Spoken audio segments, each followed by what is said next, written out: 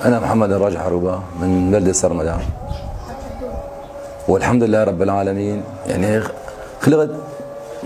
خلقت ما في إيدين، من الكتف مقطوعات، وعندي عجز برجلي الأيسر وقصر برجلي الأيمن، والحمد لله رب العالمين عايش ولا كأني في شيء. الحمد لله. يعني يا رب مثل ما يقولوا ربك بيخلق وربك بيعين، والحمد لله.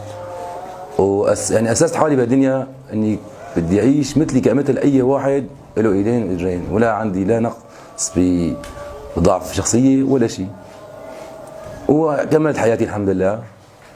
ورب العالمين يعني طعمني بنت حلال الحمد لله، وصار عندي اولاد. عندي صبيين، واحد احمد والثاني راجح، والحمد لله عايشين بفضل الله.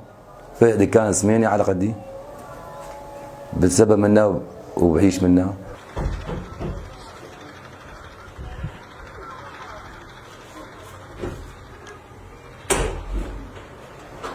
شلون وضعك وحياتك؟ شلون الدكان فتحها؟ والله يعني دكاني يعني فيها نقص كثير.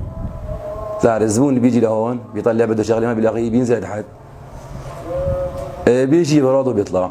بتمنى من الله عز وجل اني هيك الله يرزقني اعبي دكاني مشان الزبون اذا اجى فات يعني يشتري كل اغراضه من عندي ليعيش طعمي اولادي ويعيش عيشه كويسه الحمد لله.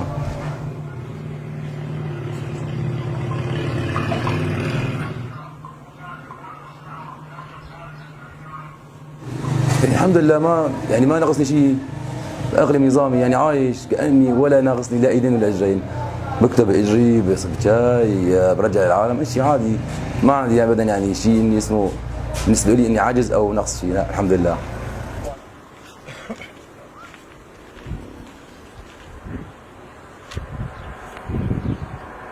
وقت تزوجت وهيك كان في صعوبه بموضوع زواجك؟ لا الحمد لله ما كان في صعوبه ابدا. يعني لو وجدت بنت الحلال وكذا وهيك؟ لا الحمد لله رب العالمين، الله يسر من عنده لحاله. شلون هيك علاقتك مع عيالك؟ لا الحمد لله رب العالمين، عندي الحمد لله المرأة يعني مطيعة كثير الحمد لله، وما منقص علي شيء الحمد لله. عندي بس صعوبة، قلت لك في صعوبة في البيت، إذا مرتي ما هون ما خرج آكل، ما خرج مثلا البس، وإذا هني ما هون ما خرج. قلت لك يعني وضعي شوي صعب إذا كانت مرتي وأولادي ما هون. أولادي بالنسبة لي كل شيء، هن إيدي الأيسر وهن إيدي الأيمن.